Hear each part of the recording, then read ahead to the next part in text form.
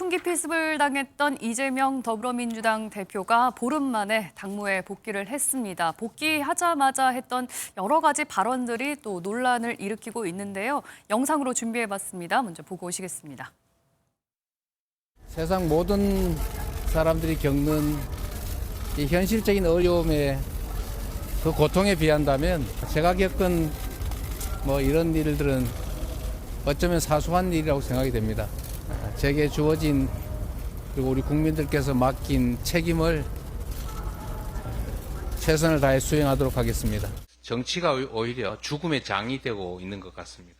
법으로도 죽여보고 펜으로도 죽여보고 그래도 안 되니 칼로 죽이려고 하지만 결코 죽지 않습니다.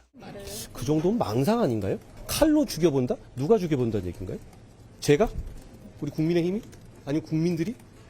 그걸 그렇게 정치적으로 무리하게 해석하는 것은 평소에 이재명 대표다운 말씀이 아니라고 생각합니다. 본인이 성남시장 경기도지사일 때 벌어진 일을 가지고 20여 명이 구속됐어요. 그리고 5명이 의문사했어요. 가책을 안 느끼나요? 우리 북한의 김정일 또 김일성 주석의 노력들이 폄훼되지 않도록 훼손되지 않도록 애써야 할 것입니다. 북한의 본때를 보이겠다면서 평화의 안전핀을 뽑아버리는 그런 우를 보면서는 안 됩니다. 민주당 당대표의 심각한 대북 인식에 대해 깊은 유감을 표하며 피를 흘리며 대한민국의 공산화를 막고 자유 대한민국을 지켜낸 선조들과 우리 국민들에게 사과하십시오. 네, 먼저 이재명 대표 복귀하자마자 그 일성으로 법과 펜, 칼로 죽이려고 해도 죽지 않는다라고 얘기를 했습니다. 여기에 대해서 한동훈 비대위원장이 망상 아니냐라고까지 얘기를 했는데 마치 뒤에 어떤 배후가 있는 것처럼 한 듯한 얘기에 대한 지적이었던 것 같습니다. 차재원 교수님 어떻게 들으셨나요? 저는 이재명 대표가 하려고 한 말 뜻을 어느 정도는 충분히 헤아려 짐작이 됩니다만 그러나 지금 액면교도로 드러나는 그 해석을 본다고 한다면 정말 부적절한 발언을 했다고 생각을 합니다. 아마 법 그다음 펜 이렇게 이야기하면 칼까지 이야기한 부분은 그러니까 소위 말하는 이재명 죽이기 위해서 권력이 전방위적으로 자신에게 여러 가지 정치적 압박과 보복 수사를 한다는 부분을 아마 강조하려고 했던 것 같아요. 그런데 문제는 지금 법으로도 죽여보고 칼로도 죽여보고 그래도 안 되니 그러니까 법으로 죽여보고 펜으로 죽여보고 그래도 안 되니 칼로도 하겠다는 이야기는 일종의 뭔가 행위를 하는 주체가 한통속이라는 이야기잖아요. 그러면 예를 들면 법이라고 한다면 검찰 또는 정권일 수 있는 것이고 펜이라고 하면 지금 민주당에게 상당한 적대적인 언론들이 있잖아요. 그런 언론들. 그래서 근과 은이 근원 유착은 우리는 충분히 있을 수 있다고 보지만 그렇다고 해서 그래도 안 되니 칼이라는 말은 이 피습범하고 이 지금 검과 은이 같이 지금 뭔가 한통속으로 했다는 이 지금 오해를 할 수밖에 없잖아요. 그런데 지금 검찰 수사 결과에 의하면 아직까지 배후는 없는 것이고 그리고 지금 배후가 있다고 하더라도 그것이 지금 정권과 소위 말하는 언론과 연결되어 있다는 증거는 단 하나도 없잖아요. 그렇다고 한다면 이러한 상황은 이런 인식 자체가 자칫 잘못하면 소위 말하는 정치 음모론을 불러일으킨다는 거죠. 그러게 되면 민주당의 지지층의 입장에서는 또 상대를 악마하게 되고 그것이 더 심해지면 이재명 대표에 대한 정치적 테러 같은 것들이 제2, 제3의 상황이 또 벌어질 수밖에 없잖아요. 그거는 이재명 대표가 병상에서 퇴원하면서 했던 이야기, 정오의 정치를 종식하겠다는 이야기하고는 정말 결이 다른 이야기다. 그런 측면에서 본다고 한다면 이재명 대표가 이 부분에 대해서는 저는 좀 유감의 뜻을 한번 공개적으로 표할 필요가 있다는 생각이 들어요. 정치적 음모론으로까지 번질 수 있다. 한민수 대변인님, 그렇다면 이재명 대표는 어떤 뜻에서 저렇게 얘기를 한 걸까요? 저는 이런 지점은 있는 것 같아요. 이재명 대표를 좋아하지 않는 분들이 있더라 하더라도 지금은 이재명 대표는 목숨이 경각에 달렸었던 사경을 헤맸던 피해자 아닙니까? 그래도 지금 우리 사회에서는 어떤 일들이 벌어지고 있습니까? 저는 민주당 대변인을 떠나서도 이번에 제2, 제3의 앞으로 이런 정치 테러를 막기 위해서는 정치 테러는 대통령이 쓰신 용어입니다. 민주주의에 대한 테러라고 쓰셨거든요. 그렇기 때문에 막기 위해서라도 이번에 범인, 지금 우리 이름 압니까? 이 범인이 어떤 성장 과정 때문에 경찰이 발표한 대로 정치적 신념에 따른 극단적인 범행이 이르게 됐는지 아시는 분 있어요? 여기서 우리 6명 중에? 아무도 모릅니다. 모르죠. 경찰이 수사를 안 합니다. 했는데도 밝히지 않은지도 모르겠어요. 본인이 기자들한테 나의 변명문을 읽어보세요 하는데 그 변명문을 왜 공개를 안 합니까? 거기에는 일부 발췌돼가지고 민주당의 힘든 얘기들, 민주당을 공격하는 얘기는 이미 보도가 됐어요. 아니 명확히 밝히라는 겁니다.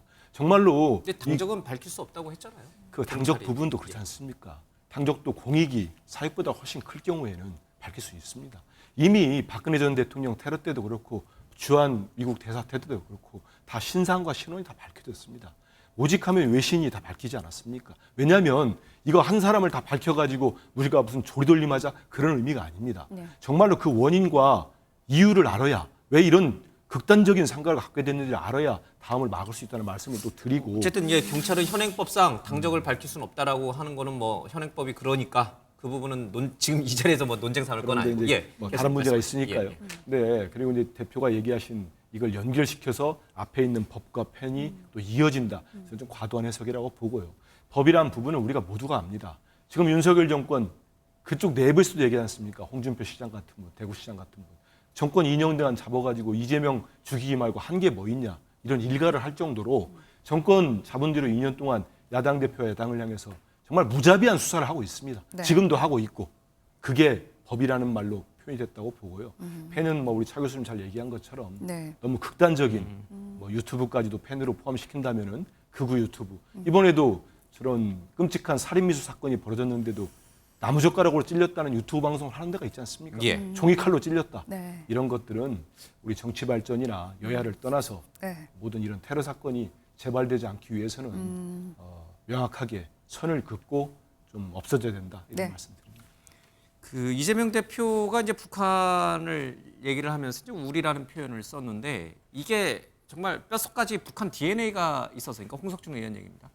그래서 나온 그러니까 북한을 뭐라고 해야 됩니까? 이게 지금 하도 오래된 용어여서 친북, 종북 하여튼 그런 맥락에서 나온 거라고 보십니까? 아니면 그냥 편하게 우리가 우리라는 말을 굉장히 많이 쓰잖아요. 일상 대화에서. 그렇게 나온 그냥 단순한 실수라고 봐야 됩니까? 뭐 저는 들으면서 전혀 놀랍지가 않았고요. 예. 그게 실수라고 하더라도 은연중에 본인의 속마음을 노출한 거라고 저는 그렇게 봤습니다. 그 왜냐하면은 속마음? 이게 뭡니까? 그러니까 이재명 대표가 과거에 경기도지사 시절에 이제 예. 어떤 게 있었냐면은 북한이 그 2020년 6월에 그 남북 연락사무소 폭파하지 않았습니까? 예. 그때 그 다음 날 이재명 대표가 뭘 했냐면요. 그 경기도지사 그 자격으로 대북 전단 살포 금지를 시켰어요. 예. 그런 전례를 봤을 때 결국에는 이재명 대표가 뭐 그 이화영 평화부지사라는 분을 통해서 계속 이렇게 경기도가 그 대북 사업에 몰두를 하고 그랬던 데서도 볼 수 있듯이 결국에는 이재명 대표가 과거에 굉장히 북한에 기울어진 어떤 언행을 많이 보여오셨고 예. 그게 이번 그 우리 북한 그다음에 뭐 선대 업적인가요?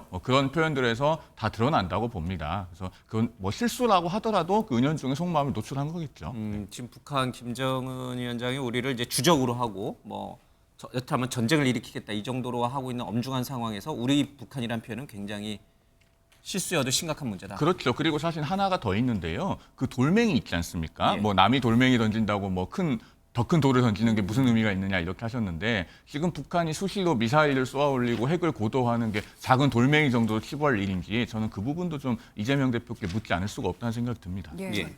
이재명 대표 대변이니까 내가 설명을 좀 할까요?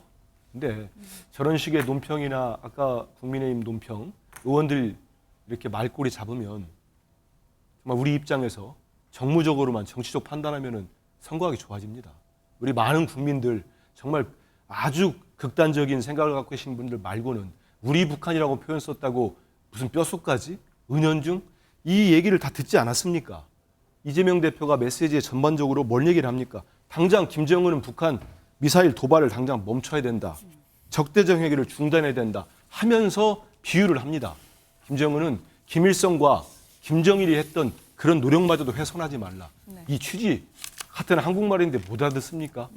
이거를 다 듣고 난 다음에 우리라는 표현이 쓰였다고 이거를 제1야당 대표가 이렇게 북한의 강도 높은 비난 발언을 했는데 네. 비판 발언을 했는데 거기에 대해서 딴지를 건다? 그거 전체 국민들 보고 아까도 말한 것처럼 중수청 얘기하지 않습니까? 중도 네. 수도권 보시면 그런 식의 말씀하시고 싶고 오직하면은 한 유력지가 이런 표현을 썼어요. 이재명 대표가 윤석열 대통령의 지금 아주 강경한 대북 정책을 비판한 것뿐만 아니고 김정은에 대해서도 강도 높은 비판을 쏟아냈다. 그 이유가 뭐냐? 그 분석 기사까지 썼습니다. 그러니까 좀 본인만 보고 싶은 거 보지 말고 기사도 꼼꼼히 다 읽어보시고 판단하면 좋겠습니다. 그러니까 저도 드리고 싶은 말씀인 겁니다. 저는 뭐 우리라는 뭐 이런 관용구적 표현을 제 문제 삼을 생각 전혀 없어요. 다만 김정은이 왜 지금 이렇게 도발을 하고 위협적 언사를 쏟습니까? 미국도 말하자면 지금 여기에서 좀 한반도가 좀 이상하다 이런 얘기도 나오는데 예. 김정은은요 선거를 앞두고 나서 지금 불확실성을 더 높이기 위해서 네. 김정은이 저렇게 수위 높은 도발할 이유는 딱 하나입니다. 남남 갈등을 부추기는 겁니다. 쉽게 얘기해서 이렇게 던져놓으면은 우파 진영에서는 문재인 때문에 결국은 우리가 지금 이렇게 북한이 고도화된 거야. 그다음에 보수 진영에서는 진보 진영에서는 윤석열 정부가 너무 북한을 몰아붙이니까 이 결과가 온 거야. 이걸 노리고 하는 거예요. 그런데 최소한 제1야당 대표라면 저는 더 의연해야 된다고 봐요. 오히려 뭐 북한의 김정일, 김정은 주석의 뭐 그것이 중요한 이런 게 아니라 북한 우리 정치에 개입하지 말고 당신들 우크라이나에 러시아 우회한 포탄 지원해서 지금 국내 어려운 거 다 아는데 그런 짓 하지 마라. 우리는 우리대로 할 거고 총선에는 우리 국민들의 판단이 있으니까 너희들 국내 정치 개입하지 마라. 이렇게 선을 그어줬어요. 제1야당 대표라면. 저는 그게 아쉽다는 거지 저 자꾸의 문구에 뭐 우리가 들어있고 이런 시비사항 쓰지 않습니다. 네. 다만 제1야당 대표가 더 의연해지고 더 말하자면 굵직하게 메시지를 내줘야 되는데 그게 아쉽다는 얘기를 드리고 싶습니다. 예, 알겠습니다. 국민의힘으로 출마하실 생각 없으세요? 가서 죄송합니다. 대변인 좀 하시면 좋을 것 같은데. 죄송합니다. 시간이 지났습니다.